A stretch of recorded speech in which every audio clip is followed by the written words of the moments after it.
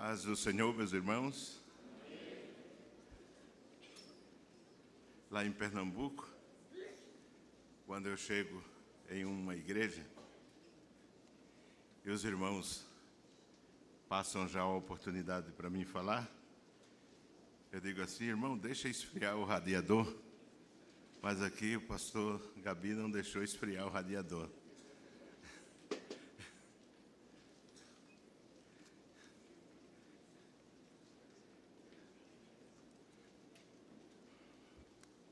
Meus queridos irmãos, preciso saber até que hora eu vou para...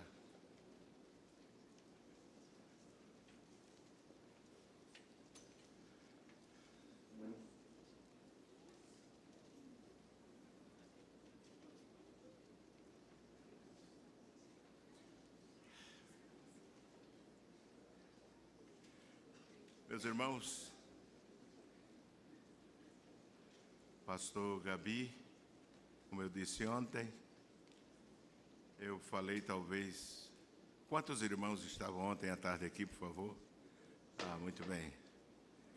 Da nossa afinidade, é isso o nosso carinho temos ao pastor, não só eu, mas a convenção. Sempre houve uma ligação ministerial e espiritual muito grande da Igreja de Pernambuco com a Igreja de Curitiba, desde o pastor Pimentel, o meu primeiro pastor, o pastor José Amaro, tinham grandes amigos, que era o pastor Cícero Canuto, pastor Eurico Bergstein e pastor Pimentel. Estes nomes nunca faltavam na escola bíblica. E o Ministério de Pernambuco tem muitos elementos que faz parte da sua personalidade ministerial, se posso dizer assim, se é que existe, que foi depositada pelo pastor Pimentel. Depois, na doença dele, o pastor Leôncio assumiu nos primeiros dias, sempre convidavam, mas depois, pelo impedimento, não é isso, as limitações, parou um pouco, mas nunca perdemos aquelas lembranças da igreja em Curitiba, pela contribuição que a igreja aportou para o Ministério de Pernambuco e para a igreja. Depois tive o privilégio de, fazendo bacharel em teologia, ter o pastor Gabi como meu mestre, ele ainda é meu professor. Então, aquela relação de amizade que havia com os meus pastores, ela foi resgatada e eu posso dizer que já em 17 anos, vou completar 20 anos presidindo a Igreja e a Convenção do Estado de Pernambuco, e nesses 17 anos ele tem sido um companheiro, tem estado lá ministrando a palavra de Deus, e a Convenção tem um grande carinho quando nós vamos realizar uma escola bíblica, que é uma semana. Nós temos uma frequência de 10, 11 mil alunos, todos obreiros, auxiliar, diácono e presbítero e ministro. Ele, a primeira pergunta que faz: o pastor Gabi vem?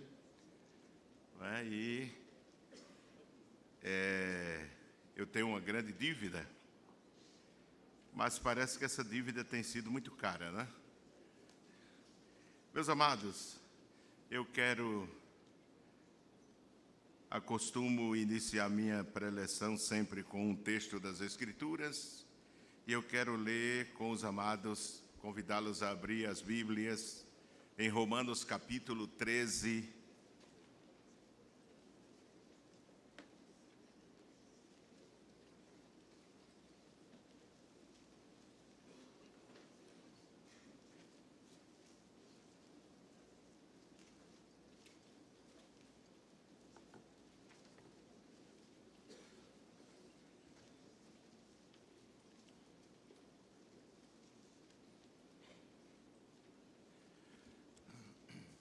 Romanos, capítulo 13, quero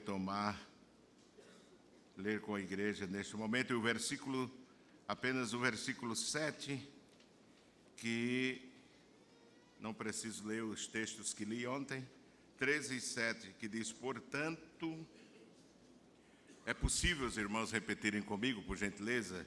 Então diga, portanto, dai a cada um o que deveis, a quem tributo, tributo, a quem imposto, imposto, a quem temor, temor, a quem honra, honra. Muito bem, amados. Nós estamos tratando de um assunto que é voltando ao princípio da reverência ao ministério da igreja. Nós não vamos tecer comentários sobre a introdução e o que falamos ontem, porque seria voltar e falar repetir o que falamos. Mas falamos aqui sobre o espírito que opera no mundo hoje, não é isso? Influenciado pelo espírito do anticristo que já opera, e o apóstolo João já mencionava em suas epístolas de que o espírito do anticristo já atuava no seu tempo, e à proporção que os dias passam e se aproxima o retorno de nosso Senhor Jesus Cristo, com mais ênfase, e se é que pode-se dizer precisão da parte dele, tem atuado e vem atuando. E nós falamos de que há uma operação de um espírito anárquico, e o respeito, os postulados do respeito,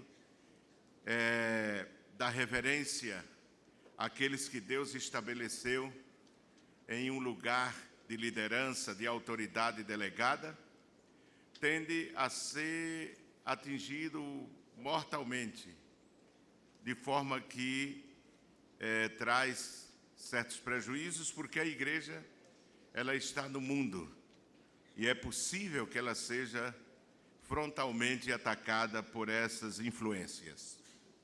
Nós dissemos de que o mundo, assim como João disse que foi enviado para preparar o caminho para a vinda do Messias, nós entendemos de que os instrumentos do anticristo já estão aí dispostos, preparando o mundo para receber aquele que, segundo a expressão de Paulo que nós lemos ontem aos Tessalonicenses, é o homem sem lei, aquele espírito anárquico que há de ser estabelecido, implantado no mundo.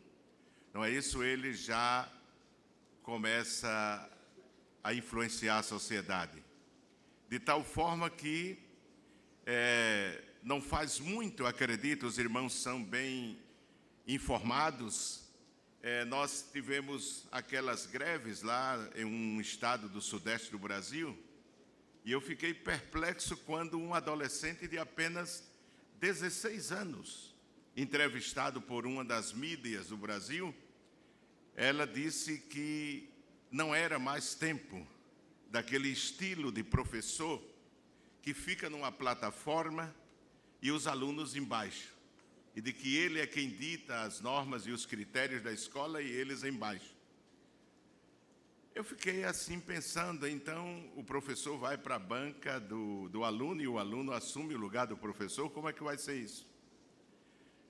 Esse espírito, irmãos, ele atua, e é provável, graças a Deus, que aqui, acho que o pastor Gabi pode dizer o mesmo de Pernambuco, ele não atua, graças a Deus. Quando falamos um tema como este, é claro que não estamos dizendo de que exista e de que há necessidade, talvez, de que se escute aqui. Mas eu acostumo dizer lá em Recife, quando falo ministro aos obreiros, todos os meses nós temos a reunião da convenção, na ceia, durante o dia, e eu acostumo dizer de que precisamos prevenir. Amém, meus irmãos? A medicina preventiva, ela traz menos prejuízo do que a curativa, não é? Os governos mais modernos, eles utilizam a medicina preventiva, porque sai mais barato do que aquela que vem curar, não é isso? Depois de diagnosticada a doença. Então, se serve para alguma coisa esse tema que eu coloquei aí, que é claro que não vou poder falar tudo, os irmãos poderão seguir lendo, não é obrigado que concordem com tudo, mas eu quero garantir a vocês de que o que está posto aí não são postulados pessoais, senão princípios estabelecidos pela palavra de Deus. E a igreja se rege, é claro que a Constituição do nosso país nós respeitamos, é a lei magna da nossa nação, mas esta aqui é a lei suprema da igreja de nosso Senhor Jesus Cristo. E mudem os postulados da sociedade como quiser, a igreja sempre terá a Bíblia Sagrada, a Palavra de Deus, como verdade absoluta, como intransferível, não é isso? E é por isso que a igreja que quiser sobreviver, ela terá que se apegar aos conceitos, aos princípios estabelecidos pela palavra de Deus. Eu digo sempre no culto de doutrina no Recife de que a igreja que vai sobreviver é aquela que viver de acordo com a palavra de Deus. Amém, meus irmãos? A oração e a palavra. Aquela que inventar novidades e criar novidades para agradar o populacho ou atrair as pessoas lá de fora, não é isso? Não, a igreja foi criada para marcar diferença. Isso é fácil? Não. Se fosse fácil, não é isso? Em todo lugar nós veríamos igrejas mantendo essa linha, não é isso, de pensamento. Mas é claro que não é. É difícil, e principalmente no tempo, os irmãos criaram um hino lá. Eu não gosto muito desses hinos que citam nomes, meus nomes, e principalmente meu nome. E eu disse assim, por que botaram o meu nome aí? Mas eles disseram, pastor, é um hino histórico, um hino que registra a história da igreja. E eles dizem assim, que eu fui escolhido para um tempo difícil. E é verdade, os meus primeiros pastores passaram dificuldades financeiras, homens que chegaram a desmaiar no sertão, porque não tinham o que comer. Hoje nós já não precisamos disso. Geralmente quando eu viajo, principalmente com obreiros novos no carro da convenção ou da igreja, eu digo para eles, meus pastores não tiveram esse privilégio de viajar em um carro climatizado, não é isso? Eles andavam de jipe em estradas de barro e quando você quebrava o carro, eles não tinham onde comprar peça, porque os padres das cidades não permitiam que vendesse nada aos pastores evangélicos. Eles tinham que retornar o motorista de ônibus para comprar peça em Recife, para poder consertar o carro. Mas hoje nós estamos tendo esse privilégio de ser respeitados e tratados como gente. Eles não tiveram esse privilégio. Mas não podemos negar de que hoje há uma batalha também, que tem que ser lutada por nós.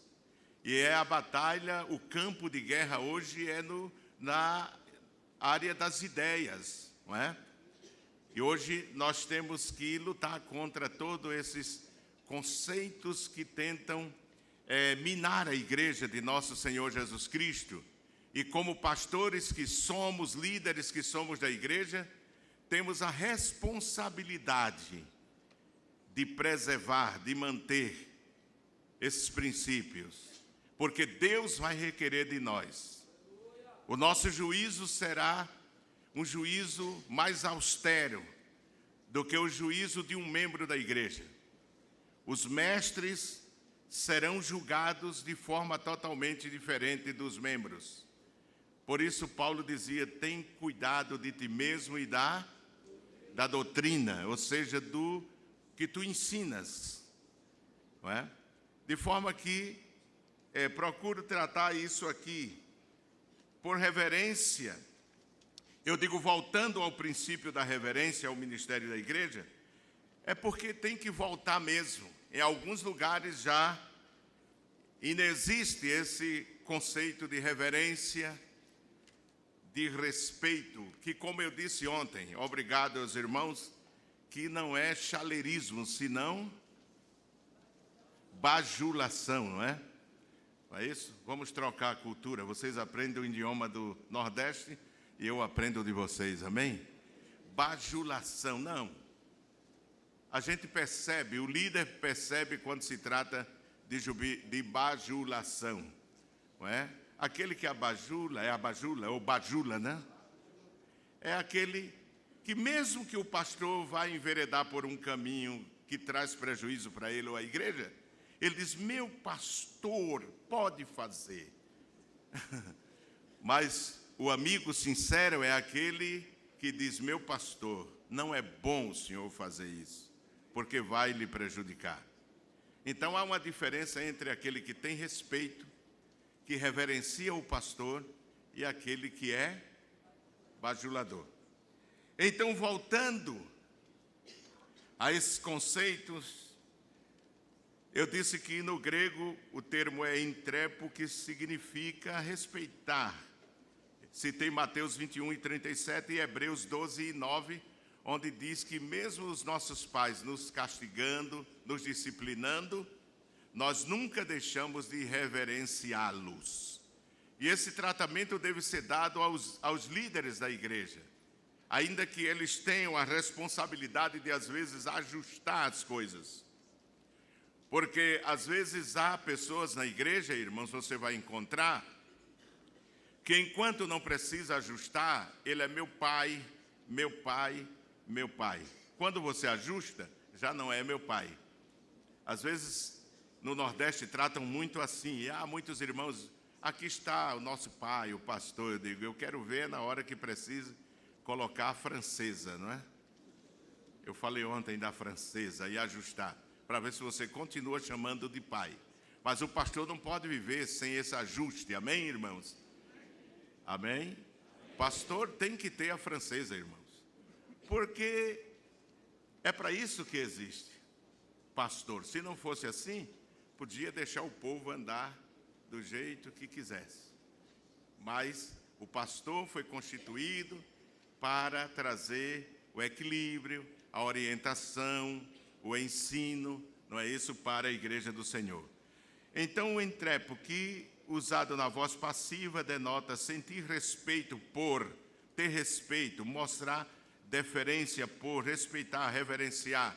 De antemão, eu quero dizer que eu não sou mestre de grego, apenas um pesquisador, não é? Quando estudo a palavra de Deus, gosto de pesquisar. Então, o primeiro tópico é voltando ao princípio da reverência. Nós já falamos e ficamos aqui no segundo.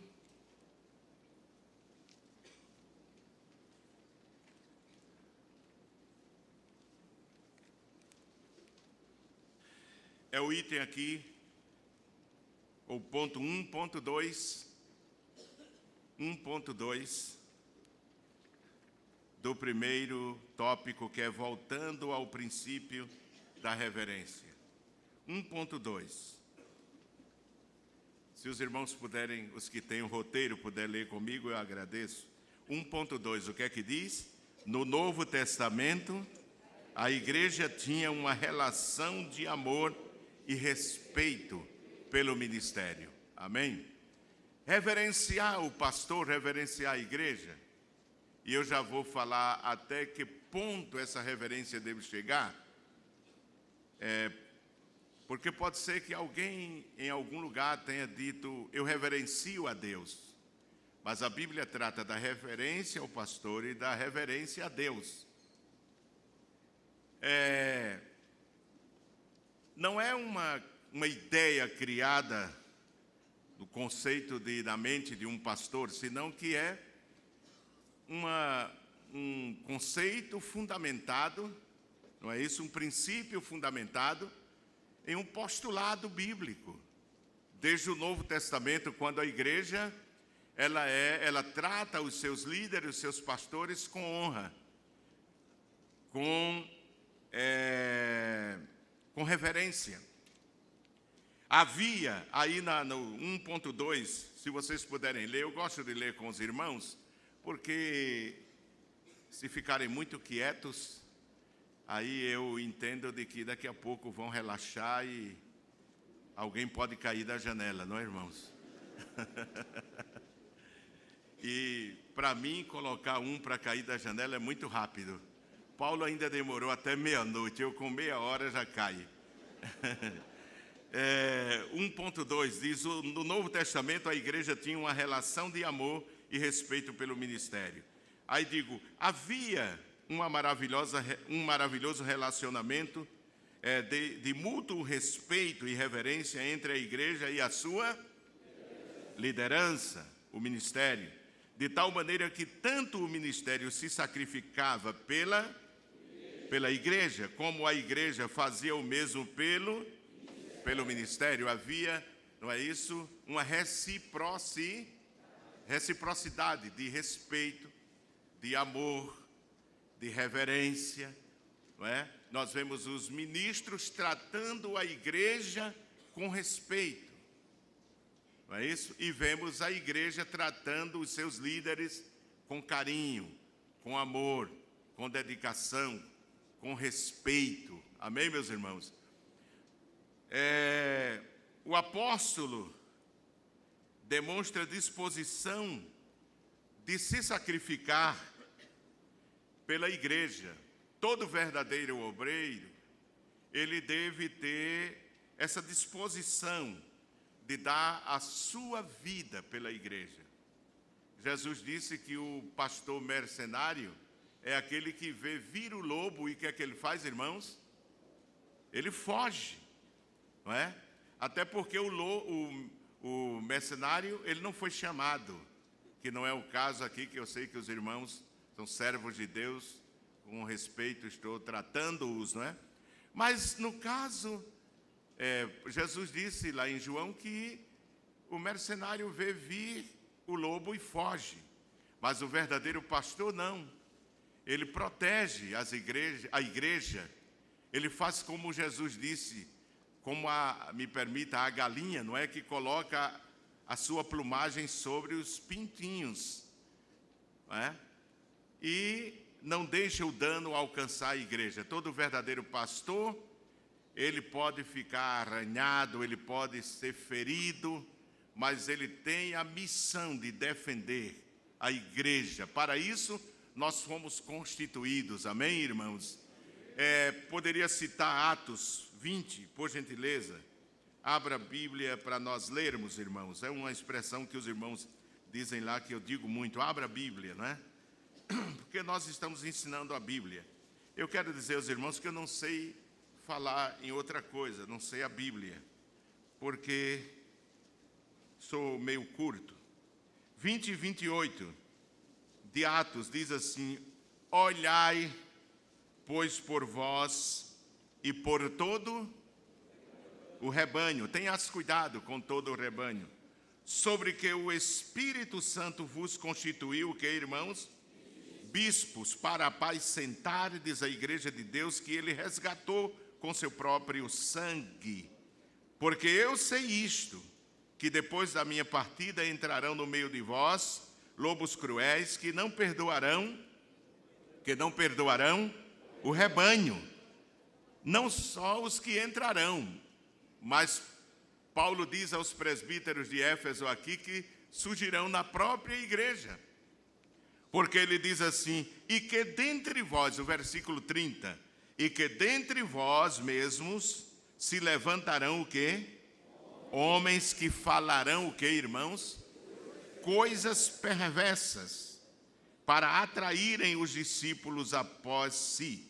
Portanto, vigiai, lembrando-vos de que durante 3 anos não cessei noite e dia de admoestar com lágrimas a cada um de vós. Não é?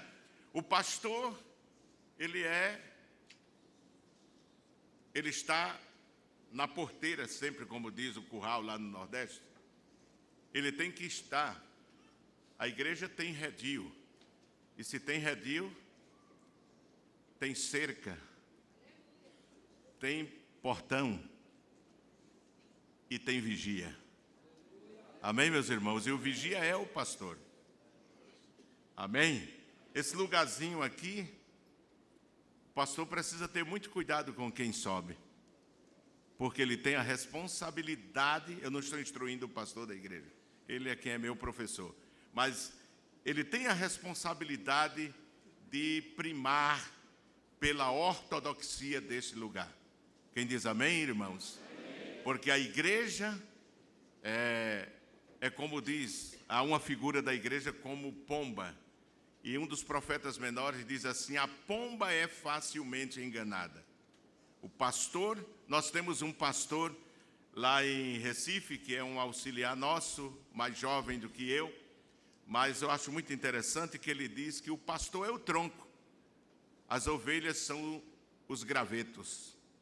O fogo pode começar lá, a turma salta, dança, baila, mas o pastor está aqui como morão, supervisionando.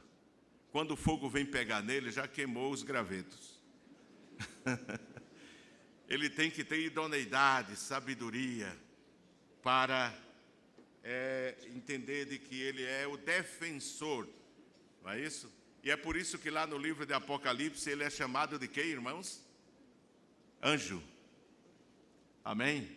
O anjo da igreja. Então o apóstolo Paulo demonstra disposição de se sacrificar pela igreja.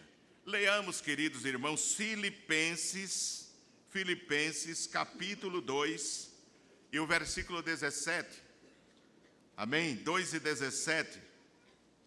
Paulo diz assim: e ainda que seja oferecido por libação sobre o sacrifício e serviço da vossa fé, folgo e me regozijo como? Com todos vós. Ainda que eu tenha que ser oferecido como libação sobre o sacrifício e serviço da vossa fé. Paulo menciona, irmãos, esse cuidado que os líderes tinham pela igreja.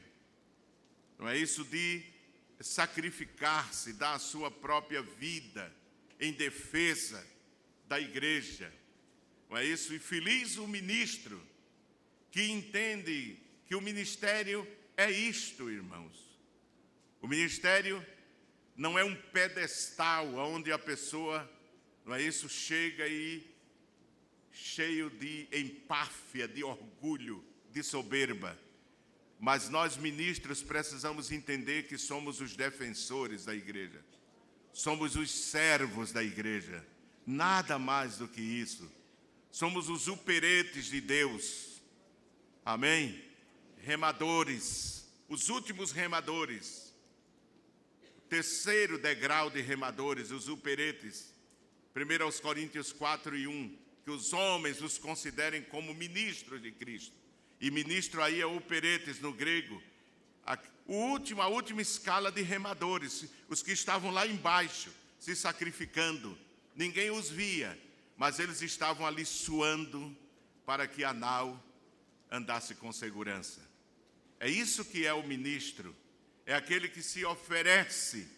Eu me lembro que quando fui convidado pelo pastor Leôncio, Deus tinha falado a ele, e ele convidou um grupo dos pastores mais velhos do estado para me convidar para uma reunião com ele, para perguntar se eu aceitava, e ele insistiu.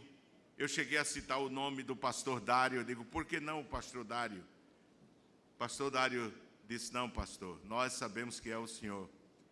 E eu disse assim, se não há outro, e Deus vê em mim essa honra de me sacrificar, se eu sou o Isaac que você pôs sobre o altar, eis-me aqui. É isso que nós devemos ver do ministério. Amém, meus irmãos? Amém. Ministério é isso, é sacrifício para o homem, para a esposa, a sua própria família, não é? É renúncia. E Paulo diz que se tivesse que se oferecer pela igreja, eu falei de que a reverência ela é recíproca do ministério à igreja, o respeito à igreja e o respeito da igreja pelo ministério. Tem que haver reciprocidade. Nós vemos de que esse princípio está estabelecido no Novo Testamento. Não é um conceito de um teólogo. Aqui não vai nenhuma objeção à teologia nem aos teólogos, mas não foi um teólogo que disse isso. Nós encontramos no princípio da igreja esse respeito. Não interessa o que a sociedade diga, que chefe é igual a qualquer um outro. Não, aí é o postulado de lá. Não é? Tem um pastor lá que diz, lá não é a nossa maré, diz ele, é aqui. Amém, meus irmãos? O arraial dos santos se rege pelos conceitos, os princípios da palavra de Deus. E não outro. E essa reciprocidade, os irmãos do princípio da igreja chegavam ao ponto de, se necessário, dar a sua vida pelo seu pastor. Abramos a Bíblia outra vez, Romanos capítulo 16, Romanos capítulo 16, versículo 3 e 4, Epístola de Paulo aos Romanos, capítulo 16, versículo 3 e 4. Nos diz assim: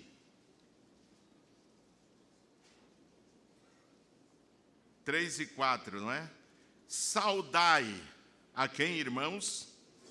A Priscila e a Áquila, meus cooperadores em Cristo Jesus. O versículo 4 diz: os quais, pela minha vida, expuseram o quê? A sua cabeça. O que não só eu lhes agradeço, mas também todas as igrejas dos gentios. Será que nós compreendemos isso? É tão simples, o que está escrito aí. Paulo manda uma saudação para um casal querido, amado por ele.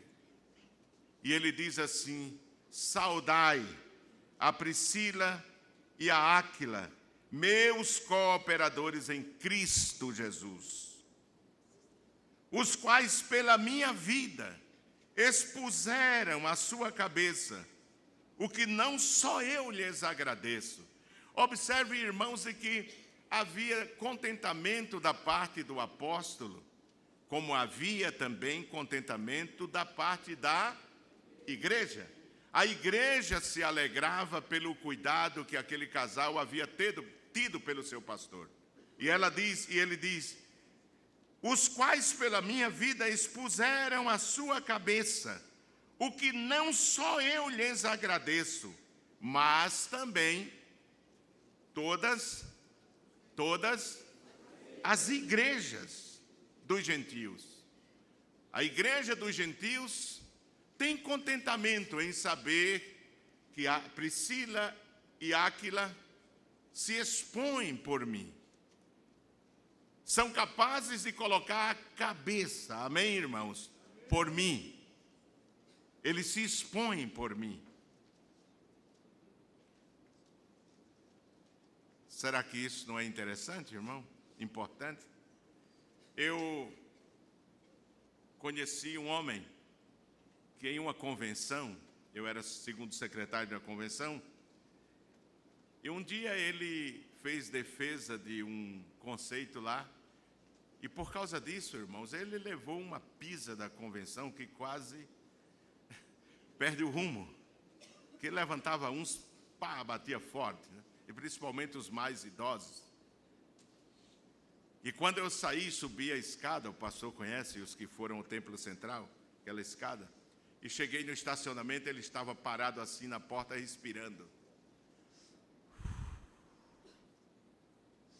E eu olhei para ele e disse: meu irmão, levante a cabeça. É assim mesmo, a gente apanha hoje para sorrir amanhã. Ele disse: pastor, eu apanhei, porque eu não podia expor o meu pastor. Me entende, irmãos? Que o maior problema, irmão, eu sou vítima disso. E é um processo que é o custo de liderar. É que, às vezes, você chega lá. Quantas vezes os irmãos chegam para mim? Há poucos dias eu recebi 2 presbíteros de uma igreja filial. E quando eu estava conversando com eles, tratando o assunto do aniversário lá do pastor da filial, e eles terminaram, eu falei para um deles, que é o mais antigo, e disse assim: ô irmão, onde está o irmão coronel? Era assim chamado. Ele disse: pastor, o senhor se lembra dele? Me lembro. Ele foi sancionado pela convenção e já fazem 10 anos. Eu não ouvi falar mais desse irmão. Aí ele virou-se assim para o outro e disse assim: você está vendo quem é o nosso pastor? Esse homem que é capaz de lembrar de uma ovelha, um presbítero que falhou há 10 anos. Ele disse: pastor, ele está em casa, a família toda vai para a igreja, mas ele em casa deprimido, ele disse: só vou à minha igreja, mas tenho vergonha de chegar. Eu disse: dê meu telefone a ele e eu quero marcar um encontro com ele, eu quero ir na casa dele. Eu disse: mas por que o senhor disse que está vendo quem é o nosso pastor? Ele disse: pastor, porque muita gente desenha uma imagem sua muito diferente. Isso é o preço da liderança. Quando as coisas são boas, fui eu. Quando as coisas são fortes, foi o pastor Ailton. Vocês me entendem, irmãos? Mas é bom quando os liderados, eles são capazes, têm personalidade e caráter também, de se expor pelo seu líder, se expor pelo ministério da igreja. Amém, meus irmãos? Mas eu também tenho um pastor lá, que muitas vezes mandava ele resolver alguns problemas da igreja, nas congregações de Recife. E havia problemas que ele dizia assim: pastor, isso aí é bom que o senhor faça. Aí eu dizia: mas por quê? O senhor não pode fazer? Ele disse: não, pastor, porque isso é bom demais. E o senhor já sofre tanto com o ruim demais, que eu acho que esse bom demais deveria sair da sua boca. O senhor deveria separar um dia e ir lá dizer o que é bom demais. O que é bom demais, eu quero dizer, é quando é uma notícia, uma boas novas, entende, irmão? Porque o senhor já sofre tanto, então eu vejo uma virtude nesse homem, não é? Essa virtude. Então Paulo diz: Priscila e Áquila, meus cooperadores em Cristo, os quais pela minha vida expuseram a sua cabeça, o que não só eu lhes agradeço, mas também todas as igrejas. Quem diz amém, irmãos? Amém. Na região da Galácia, os irmãos chegaram ao ponto de dizer, ou seja, de, se possível, sacrificar sua própria visão, arrancando os olhos para dar ao apóstolo. Abramos a Bíblia. Gálatas, capítulo 4 e versículo 15.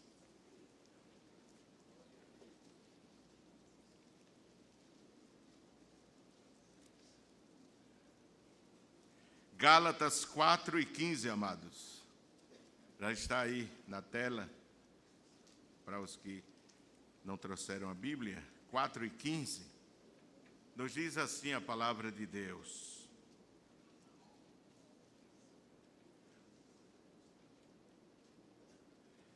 Paulo diz: qual é logo a vossa bem-aventurança? Porque vos dou testemunho de que, se possível fora, arrancaríeis os olhos e mos daríeis, não é? Daríeis, se necessário fosse, se preciso fosse. Se atribui de que Paulo sofria, tinha um problema na visão, a região onde ele vivia, viajava, erosão desértica, a região da Galácia, a região onde havia muita doença oftalmológica, não é? E que havia até uma clínica, não é? Em uma das cidades, me parece que Laodiceia, havia até um médico que dizem os historiadores que produzia comprimidos bons para curar algumas doenças da visão. E é provável, em uma epístola Paulo manda escrever com letras grandes, não é? É provável que Paulo tivesse uma doença, além da sua fragilidade física, o seu corpo frágil. Ele diz que havia uma bem-aventurança, apesar de toda a repreensão que ele dá nessa epístola, porque os crentes da Galácia, da região da Galácia, se norte ou sul, é uma discussão teológica, havia fugido dos princípios, dos preceitos que haviam recebido no Evangelho de Cristo e haviam mudado a direção. Paulo diz assim: mas vocês são bem-aventurados, porque se necessário fosse, vocês dariam o quê, irmãos? Arrancariam os próprios olhos de vocês e me dariam. Ele diz isso, não é? Tinha essa virtude, a bem-aventurança, porque vos dou testemunho de que, se possível fora, desculpa os gritos que eu dou, né, irmão? Isso é o jeito nordestino. Arrancaríeis os olhos e vos daríeis, e mos daríeis, se fosse necessário. De que forma a igreja, irmãos? É o item 1.3 aí. Repitam comigo, por gentileza, por favor.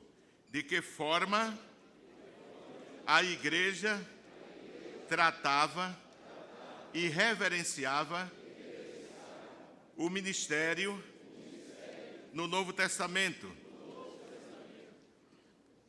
Letra A. O que é que diz, amados? A igreja tratava com dignidade e reverência aos seus líderes, devidamente constituídos por Deus.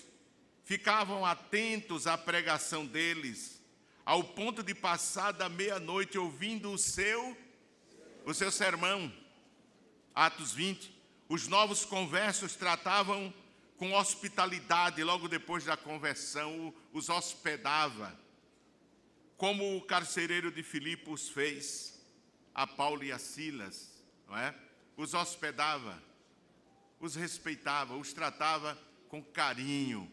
Irmãos, como foi importante. Hoje a gente sabe dizer que a igreja de Pernambuco, como em outros lugares, mas eu me refiro lá porque estou lá, a igreja de Pernambuco ha crescido. Mas a gente esquece a contribuição que a igreja teve em hospedar aos nossos pastores, principalmente no sertão, onde a hostilidade pela a veia católica que tem, e os líderes religiosos, padres, bispos, perseguirem abertamente aos nossos líderes e àqueles que aceitavam a fé em Cristo. E foi nessa crise de mais de 30 anos que os nossos pastores recorreram à hospitalidade dos irmãos. Muitas vezes sem conhecê-los, se convertiam hoje e já cediam sua casa. Era uma pobreza dominante, a ponto do pastor José Amaro, o pastor Amaro Mariano, perguntar a ele: pastor, o senhor acha que essas igrejas no sertão vão manter os seus pastores um dia?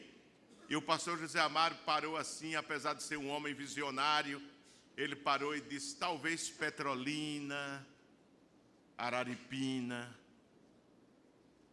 Serra Talhada, Salgueiro, nada mais. Mas hoje, irmãos, você vai no sertão, são templos suntuosos. É uma catedral na cidade, maior até mesmo do que a igreja católica, a fachada, cheia de crentes abençoados, pobres e ricos, empresários parados à porta dos templos, não é? a igreja se veste bem, o culto pentecostal. Eu já prometi ao pastor Gabi que eu vou levá-lo a 2 igrejas lá no sertão. Não há diferença. Deus fez crescer.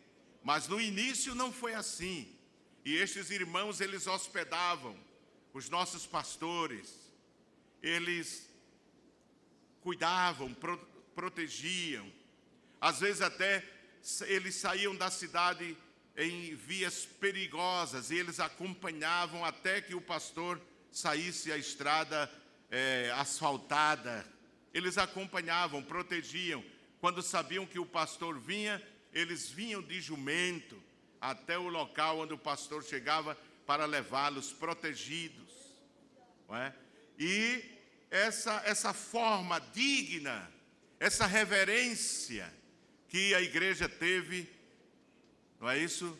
Foi o que trouxe crescimento, firmeza no Evangelho, o crescimento da igreja aí. A letra B diz: a palavra do apóstolo era recebida como se fosse a palavra do...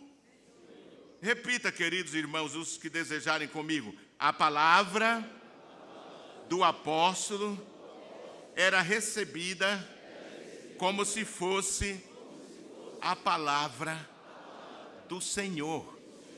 É, irmãos? Eles não eram aquele tipo de crente que dizem: quem disse, o pastor? Esquece. Não, irmãos. Eles reverenciavam o ensino, a orientação, o discurso do pastor no púlpito. Eles estavam atentos ao que os seus líderes ensinavam. E eles obedeciam aquilo. Foi o pastor? Amém. Foi o pastor que orientou assim? Amém. Amém, meus irmãos?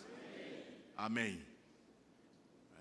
Eu penso diferente. Eu já vi pessoas dizer: eu penso diferente. Sim, você pode pensar diferente, porque pensar é um direito seu. Mas faça como o pastor mandou. Amém, meus irmãos? Porque se você fizer como o pastor mandar, vai ter bênção. E se fizer como o pastor não manda, sempre dá errado. Dá errado, irmãos. Pode escrever que vai dar errado. Alguma coisa vai dar errada. Vai dar errada com você, vai dar errado no seu ministério, pode dar errado com a sua família. O que os apóstolos ensinavam era como se fosse a palavra, uma determinação divina. Abra aí, irmãos, por gentileza, irmãos. Primeira epístola de Paulo aos Tessalonicenses, capítulo 2 e versículo 13. Por gentileza. Paulo diz assim: pelo que também damos sem cessar, o que, irmãos? Graças a Deus. Eu vou esperar que os irmãos encontrem.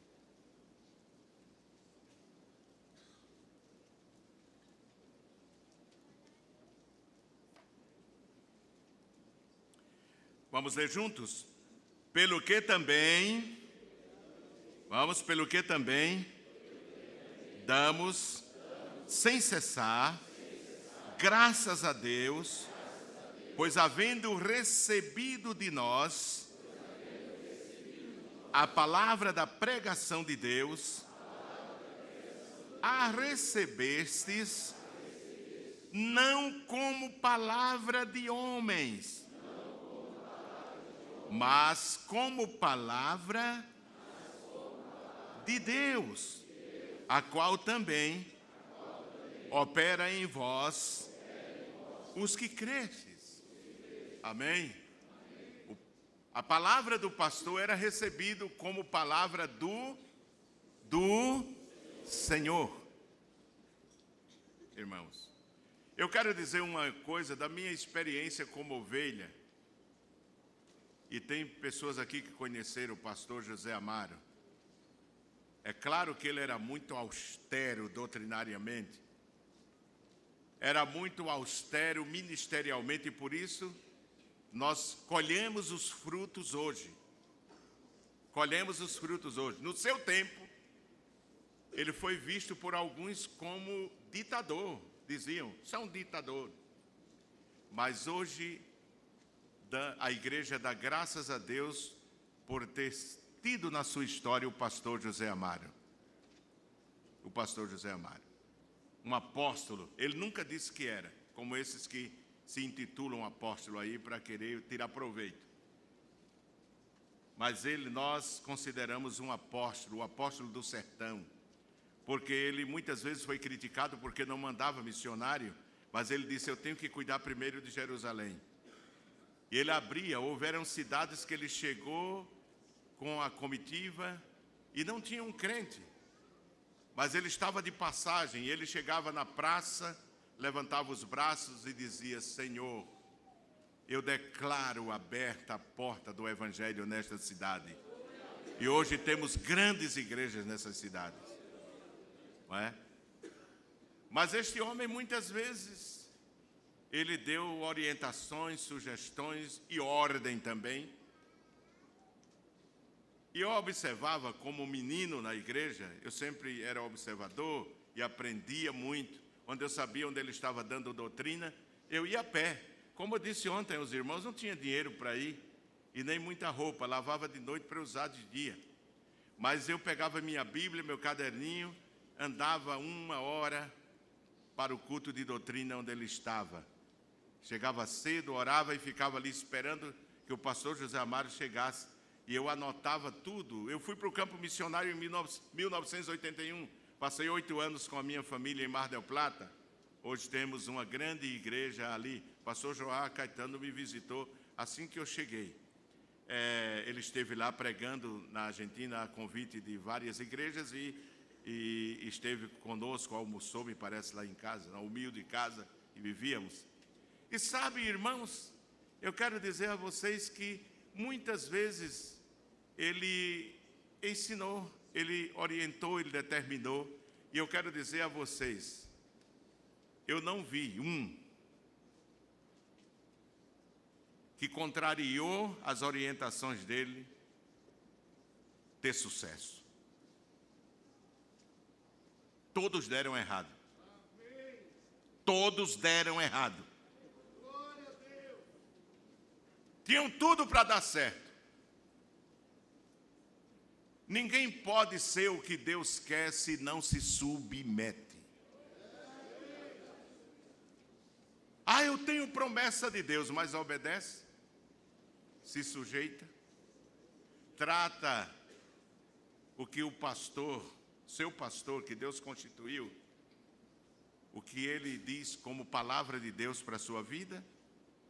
Pois bem, Paulo diz aqui que os irmãos de Tessalônica, aquela igreja que havia saído da idolatria, do paganismo, e que o testemunho dela havia refletido em todas as igrejas da Ásia, tinha sido exemplo para as igrejas da Ásia.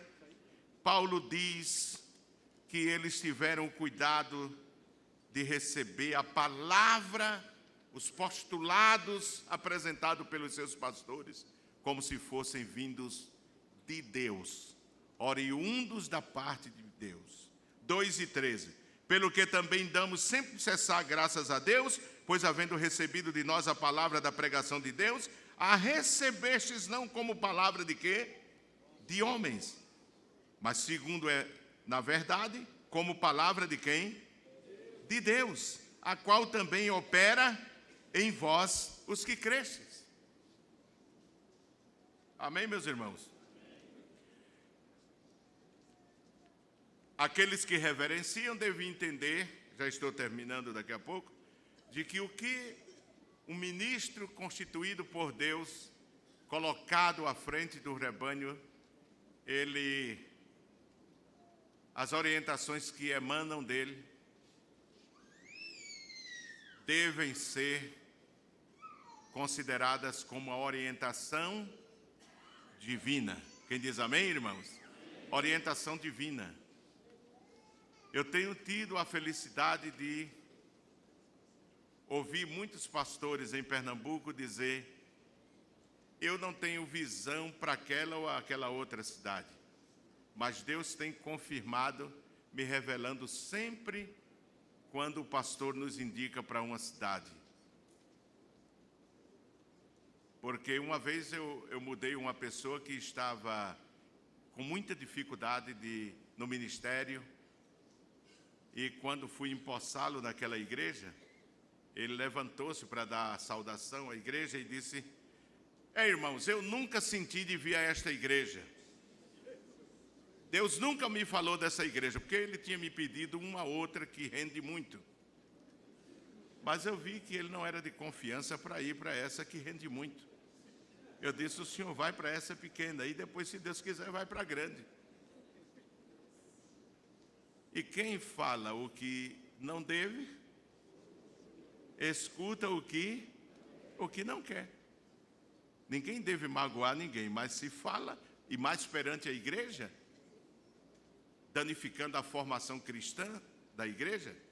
Então eu me levantei e disse: pastor, é verdade, mas eu aprendi com o meu pastor que eu tinha que ir aonde eu sonhava e aonde eu não sonhava, desde que a direção saísse do meu pastor.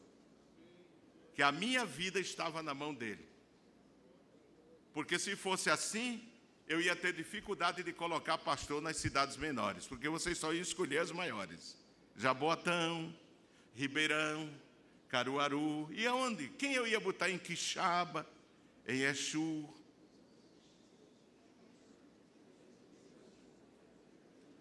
É por isso que Deus coloca homens, irmãos. Quem diz amém, irmãos? Deus coloca homens para dirigir.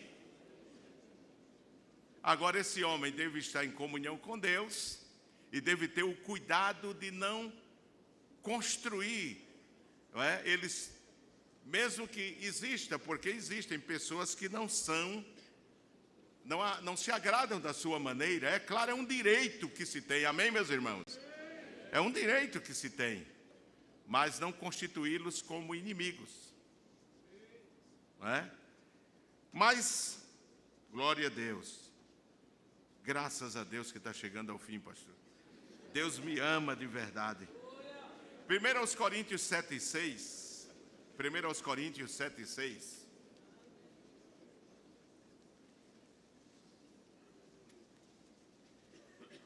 Diz assim, amados. Se vocês puderem ler comigo, eu agradeço muito, irmãos. Versículo 6 do capítulo 7 de 1 Coríntios. Paulo diz assim, falando do casamento, da família, ele diz assim: digo, porém, isso como que por permissão e não por mandamento. Esquecem de que Deus também dá determinadas sugestões e orientações a quem está liderando. Amém, meus irmãos? Versículo 10 diz: todavia os casados mando não eu, mas o Senhor, que a mulher se não aparte do marido. Ele diz aqui, mando não eu. Isso aqui é do Senhor. No primeiro caso ele diz, me permitam eu ensinar assim. Não é uma orientação divina, mas eu como pastor estou dando essa orientação. No segundo caso ele está dizendo, agora não sou eu, isso vem do Senhor. O Senhor orienta vocês a que façam assim.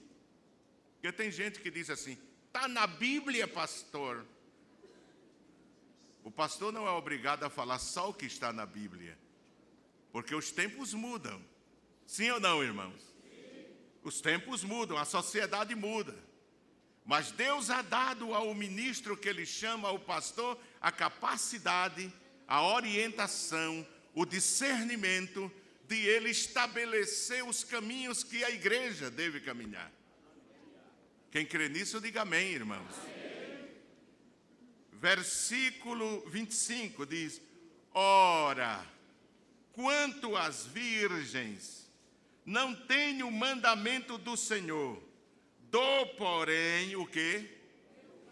O meu parecer, como quem tem alcançado misericórdia do Senhor para ser fiel. Observe bem, irmão, o que Paulo diz aí aos Coríntios. Ora, quanto às virgens, não tenho o mandamento do Senhor. O Senhor nunca me falou disso. Porém eu, como servo de Deus, a quem Deus tem orientado, quero dar meu parecer. E isso vale como palavra de Deus, sim ou não, irmãos? O que eu quero dar ênfase aqui é que a igreja respeitava esses oráculos, essas determinações. A igreja honrava, porque tinha vindo da boca do seu pastor. No versículo 12, Paulo diz assim: mas aos outros, digo eu, não o Senhor. Sou eu, Paulo, que estou dizendo. Quem quer ser feliz, segue a orientação. Quem não quer ser bem-sucedido, destrata a orientação. Mas Deus, Ele usa os seus servos para dar orientação. Quantas perguntas, quantos conselhos. Não é verdade, irmãos? Que a ovelha vem e depende do pastor. E o pastor tem que orar a Deus, ter uma resposta. Se não tiver no momento, ele dizer: irmão, vem amanhã falar comigo. E ele vai buscar a Deus. Não é? Vai buscar a Deus em todos os detalhes da vida. Às vezes até um casamento, um problema pessoal. Não é?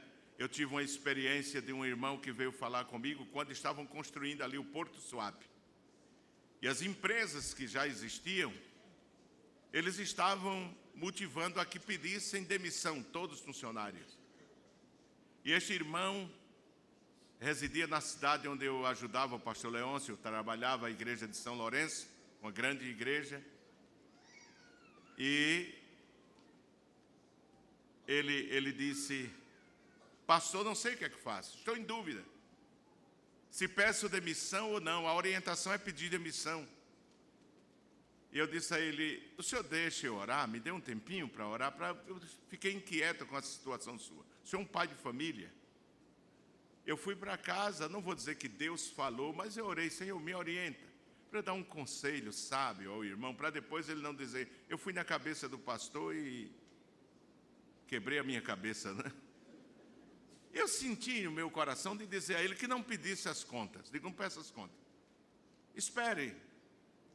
E quando foi um mês depois, os diretores da empresa chamaram ele e disseram: olha, porque a razão, a preocupação dele era porque faltavam 2 anos para ser aposentado. E se ele pedisse, não era fácil conseguir um trabalho do porte daquele, com o salário que ele tinha, ia prejudicar a aposentadoria. E eu disse assim: ore a Deus e diga: Senhor, eu coloco nas tuas mãos esse problema. E não peça demissão. Quando ele chegou, um mês depois, chamaram ele e disseram assim: olha, falta 2 anos para você se aposentar, nós observamos isso. Você vai ganhar durante esses 2 anos sem aparecer aqui.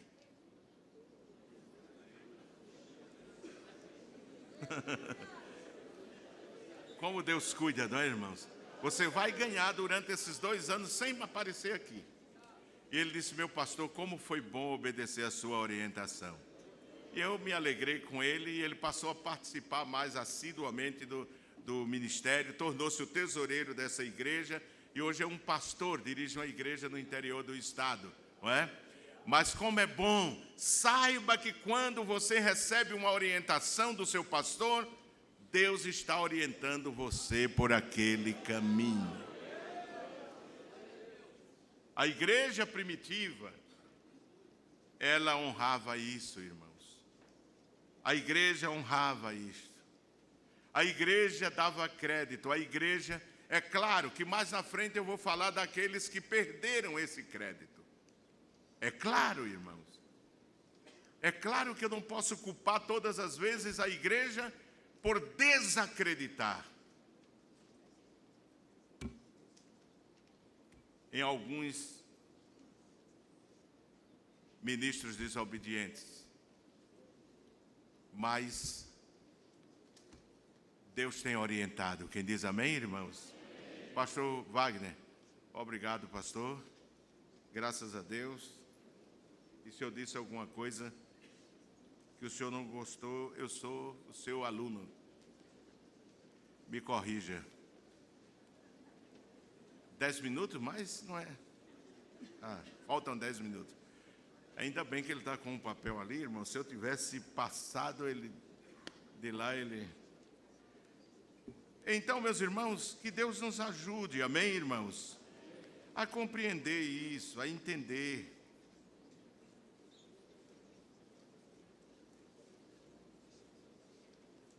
A compreender que Deus dirige.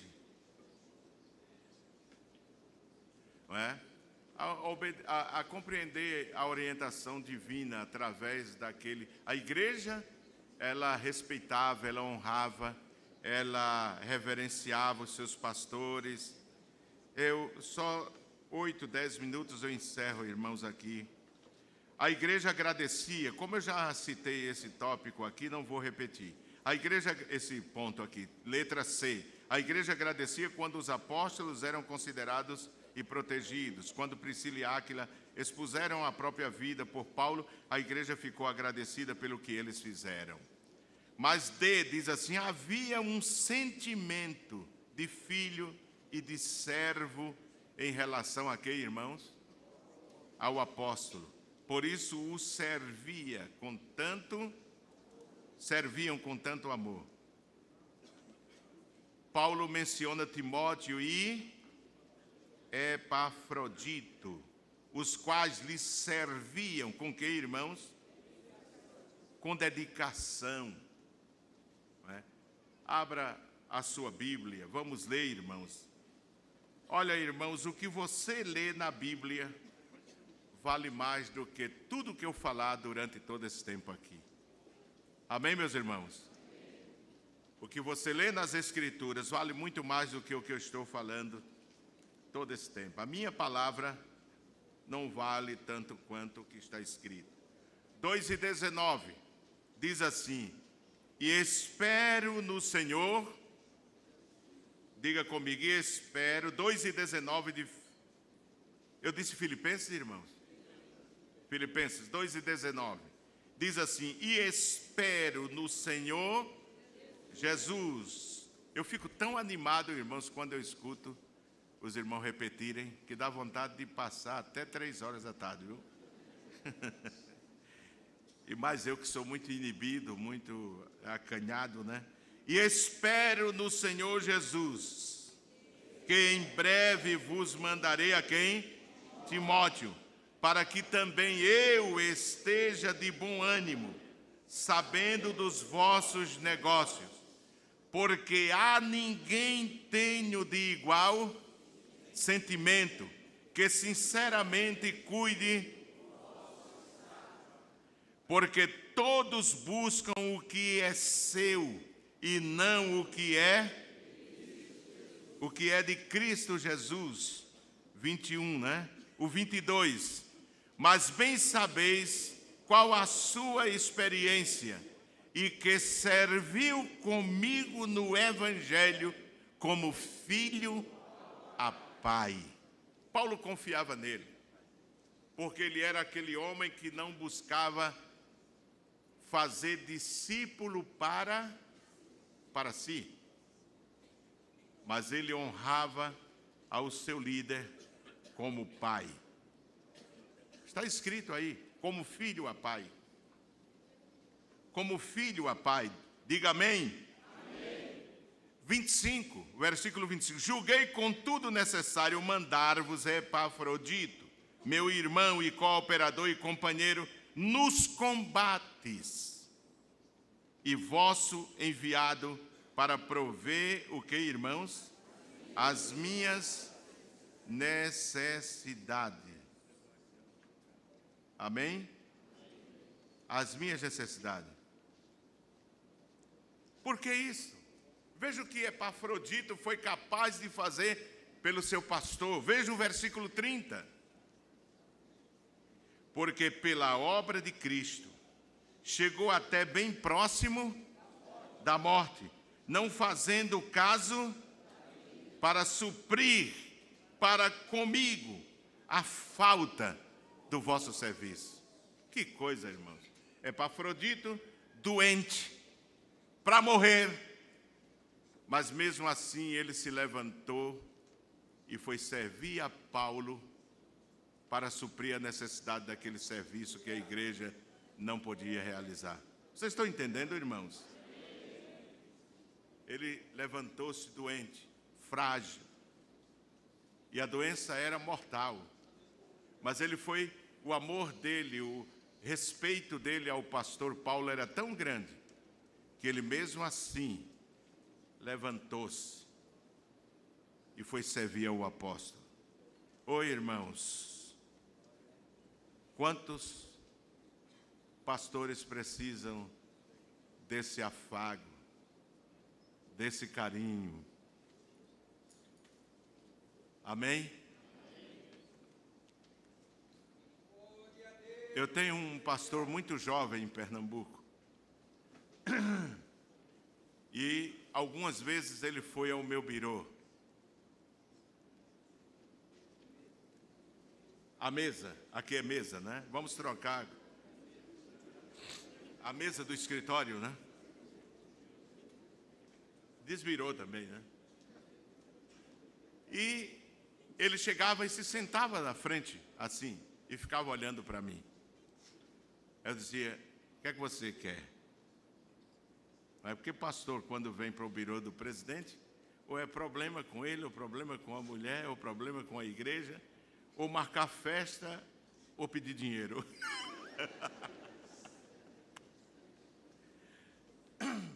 O que é que você quer?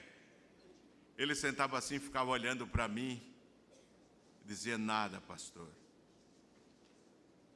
Eu vim para saber como o senhor está. Eu vim para dizer que o senhor conte conosco. Eu vim para dizer que eu oro em jejum pelo senhor. E eu vim para lhe dar um abraço. E eu me levantar e ele abraçar e chorar comigo. E dizer, as ovelhas lhe amam, pastor. O senhor não está sozinho. Conte conosco. Conte com a nossa ajuda. Os pastores precisam, irmão. Não precisam só que na hora da luta lhe jogue pedra se quiserem, mas que não só no aniversário. Né? Porque se fosse assim, o pastor faria aniversário todo dia. É uma bênção, né, irmão? É cada presentão, não é?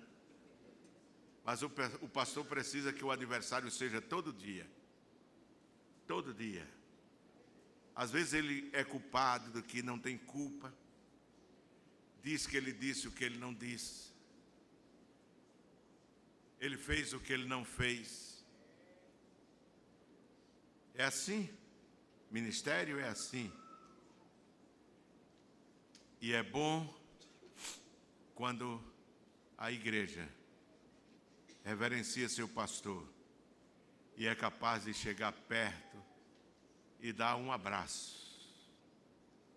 Pastor, eu senti de lhe dar um abraço hoje. Amém, meus irmãos? Amém. Paulo disse, Epafrodito,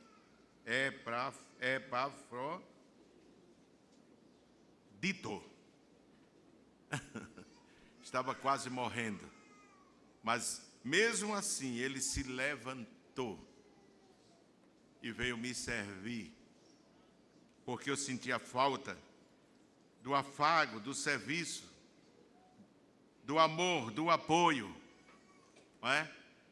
Timóteo, um jovem evangelista, a quem foi incumbida a responsabilidade de dirigir uma igreja que tinha saído das mãos de nada menos do que do apóstolo João, um eminente teólogo, defensor da doutrina, defensor da igreja contra os ataques da falsa doutrina.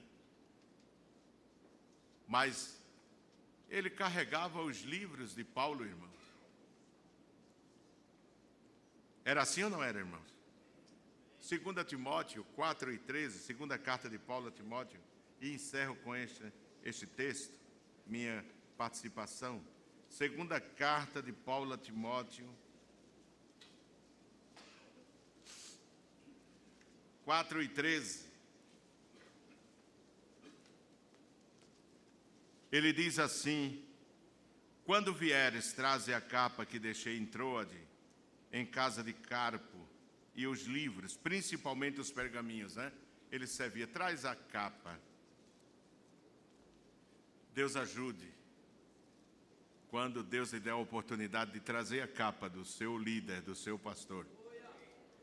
Amém, irmãos? Amém? Alguém vai aparecer e olhar para vocês e dizer, esse aí quer ser consagrado, não é? Mas não tem problema não. Se for do coração, amém, meus irmãos? Faça. Trate com reverência, com amor, prestigie o seu pastor. Amém.